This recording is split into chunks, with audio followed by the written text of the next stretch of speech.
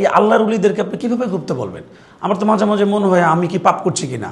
এই নীলক্ষেতের ভিপি প্রায় 7-8 বছর ছাত্রলীগের সাথে সম্পৃক্ত ছিল। সাদিক কায়েম আপনার একটা ঢাকা বিশ্ববিদ্যালয়ের একটা হলের ছাত্রলীগের প্রেসিডেন্ট প্রার্থীও ছিল। দীর্ঘ 15 বছর তারা ছাত্রলীগের আওয়ামী লীগের লুঙ্গির নিচে ছিল। শাস্তির আওতায় ছাত্র শিবিরও আসবে, কারণ ছাত্র শিবির তখন ছাত্রলীগ ছিল।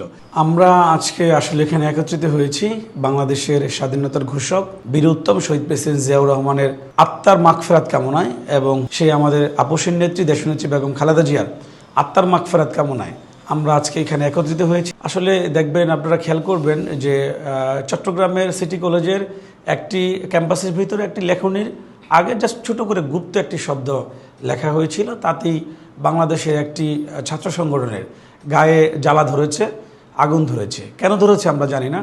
আমরা আসলে শিবিরকে গুপ্ত বলতেও চাই না। কেন বলতে চাই না? কারণ হচ্ছে তাদের যে লেবাস, তাদের যেই সুন্দর মুখের দাড়ি, তাদের যেই সুন্দরভাবে আপনার মুফতি মুহাদ্দিসের মতো তাদের যেই ধরনের একটি অ্যাটিটিউড, এবং আপনি দেখবেন তাদেরকে খেয়াল করে তারা প্রায় সময় জান্নাতের টিকিট বিক্রি করে। আপনি দেখবেন প্রায় সময় শিবিরের সাবেক প্রেসিডেন্ট সেক্রেটারি ছিল, যাকেও যে আপনার মাইক মাসুদ বলা হয়, সেও দেখবেন এমন সুন্দর সুন্দর কথা বলে, মনে হয় যেন ঠিক পাক্কা আল্লাহর ওলি। এই আল্লাহর ওলিদেরকে আপনি কীভাবে গুপ্ত বলবেন? আমার তো মাঝে মাঝে মনে হয় আমি কি পাপ করছি কিনা। আমার মাঝে মাঝে মনে হয় আমি যদি তাদেরকে গুপ্ত বলি আমরা, তাহলে মনে হয় আমি জাহান্নামের ভাগিদার হতেও পারি। আল্লাহ মাফ করুক। তো তাদেরকে আমরা কীভাবে গুপ্ত বলি? তাদেরকে গুপ্ত বলার পরে মাঝে মাঝে আমার রাতে ঘুম হয় না। এদের মতো আল্লাহর ওলিদেরকে আমরা কীভাবে গুপ্ত বলি? এদেরকে আসলে গুপ্ত না বলে আমরা আরও কিছু ভিন্ন নামে আমরা রাখতে পারি। এদেরকে আমরা গিরগিটি বলতে পারি, টিকটিকি বলতে পারি, তেলাবোকা বলতে পারি, এরকম কিছু শব্দ দিয়ে আমরা তাদেরকে আসলে ডাকতে পারি। তা আপনি একটা জিনিস খেয়াল করবেন, তাদেরকে আমরা গুপ্ত কেন বলি? আমরা তাদেরকে গুপ্ত বলি এই কারণেই, আপনি যদি দীর্ঘ 15 বছরের দিকে খেয়াল করেন, ছাত্র শিবিরের কোনো কমিটি আপনি দেখবেন না আত্মপ্রকাশ করছে। সুতরাং তাদেরকে আপনি গুপ্ত কেন বলবেন না? আপনারা যদি একটু খেয়াল করে দেখেন, ঢাকা বিশ্ববিদ্যালয়ের বর্তমান যে আপনার ভিপি, এটা নীলক্ষেতের ভিপি বলা হয়, সবাই আমি বলি না, মানুষ বলে, ছাত্র জনতারা বলে।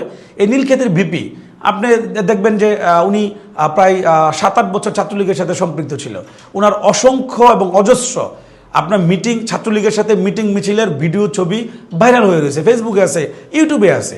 সুতরাং আপনার যারা সাদিক কায়েম আপনার একটা ঢাকা বিশ্ববিদ্যালয়ের একটা হলের ছাত্রলীগের প্রেসিডেন্ট প্রার্থীও ছিল। সুতরাং আমরা কি দেখলাম, 5ই আগস্টের পরে হঠাৎ করে ছাত্রলীগের এই নেতাকে আমরা দেখলাম শিবিরের ঢাকা বিশ্ববিদ্যালয়ের তৎকালীন সভাপতি হিসাবে আবির্ভাব হলো। বাংলাদেশের প্রত্যেকটি ক্যাম্পাসে, প্রত্যেকটি বিশ্ববিদ্যালয়ে, প্রত্যেকটি কলেজে আমরা দেখলাম আপনার সাধারণ শিক্ষার্থীদের ব্যানারে আপনার ক্যাম্পাসগুলোতে ছাত্র রাজনীতি নিষিদ্ধ চাইল। যারাই সাধারণ শিক্ষার্থীদের ব্যানারটি কাজে লাগিয়ে এবং কলঙ্কিত করে ছাত্র রাজনীতি নিষিদ্ধ চাইল, আমরা দেখলাম তারই 1 মাস পরে, তারই 15 দিন পরে, তারই 1.5 মাস পরে প্রতিটা বিশ্ববিদ্যালয়ে, প্রতিটা কলেজে আমরা দেখলাম কি তারাই শিবিরের হয় সভাপতি, না হয় সেক্রেটারি। তাহলে আপনাদেরকে কেন গুপ্ত বলবেন না? আমরা আপনাদের মাধ্যমে দেশবাসী এবং বাংলাদেশ জাতীয়তাবাদী ছাত্রদলের পক্ষ থেকে আমরা বলতে চাই, বাংলাদেশে আর কোনো গুপ্ত রাজনীতি চলবে না। ছাত্র শিবিরের যদি রাজনীতি করতে হয়, তাহলে অবশ্যই তাদের সকল কমিটিগুলো, সকল ক্যাম্পাসের কমিটিগুলো তাদেরকে প্রকাশ করতে হবে, প্রচার করতে হবে। তারা যদি প্রত্যেকটি কমিটি প্রচার করে, প্রকাশ করে রাজনীতি করে, আমরা তাদেরকে গুপ্ত বলবো না। তারা কেন প্রচার করে না, তারা কেন প্রকাশ করে না জানেন? তারা প্রকাশ করে না এই কারণেই, দীর্ঘ 15 বছর তারা ছাত্রলীগের, আওয়ামী লীগের লুঙ্গির নিচে ছিল, ছায়াতলে ছিল। ছায়াতলের থেকে তারা রাজনীতি করেছে। রাজনীতি করার কারণে আপনি দেখবেন তাদের বিভিন্ন নেতৃবৃন্দর ছাত্রলীগ এবং আওয়ামী লীগের বড় বড় পদ ছিল। তারা যদি আজকে কমিটি প্রকাশ করে, আপনি দেখবেন হয় আওয়ামী লীগের আর না হয় ছাত্রলীগের সাবেক কোনো বড় পদধারী নেতা শিবিরের ছিল। এমনও হতে পারে ছাত্রলীগের সাবেক কোনো প্রেসিডেন্ট সেক্রেটারি শিবিরের প্রেসিডেন্ট সেক্রেটারি।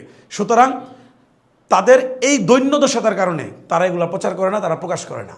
আর অপর প্রান্তে আপনি খেয়াল করে দেখুন, বাংলাদেশ জাতীয়তাবাদী ছাত্রদল 15.5 বছর ফ্যাসিবাদের আমলে বুক চেতিয়ে লড়াই করেছে এবং সব জায়গায় তারা প্রকাশ করে নিজেরা রাজনীতি করেছে। আমরা রাজনীতি করেছি, আমরা তো গুপ্ত ছিলাম না। তাহলে আপনারা গুপ্ত থাকলে আপনাদেরকে কেন গুপ্ত বলবো না? একজন চোর যদি চুরি করে, তাহলে তাকে আমরা কি বলবো? হুজুর বলবো না চোর বলবো? সুতরাং যারা গুপ্ত ছিল তাদেরকে তো আমরা গুপ্তই বলবো। আপনারা আপনাদের সকল কমিটি প্রকাশ করবেন, আপনারা সকল কমিটির সম্মুখে আনবেন, জনগণ সিদ্ধান্ত নিব আপনারা কি রাজনীতি করতে পারবেন ক্যাম্পাসে, না করতে পারবেন না। জনগণ সিদ্ধান্ত নিব, ছাত্র জনতার সিদ্ধান্ত নিব, আপনাদেরকে গুপ্ত বলবে না আপনাদেরকে গুপ্ত বলবে না।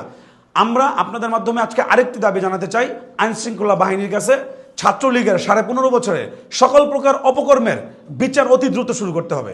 ছাত্রলীগের বিচার শুরু হলে আপনারা দেখবেন ছাত্র শিবিরের অনেক বড় বড় নেতা ছাত্র শিবিরের সাবেক প্রেসিডেন্ট সেক্রেটারি ছাত্রলীগের সেই অন্যায়, অবিচার, লুণ্ঠন, ধর্ষণ এবং হামলা মামলার আপনার শাস্তির আওতায় ছাত্র শিবিরও আসবে, কারণ ছাত্র শিবির তখন ছাত্রলীগ ছিল।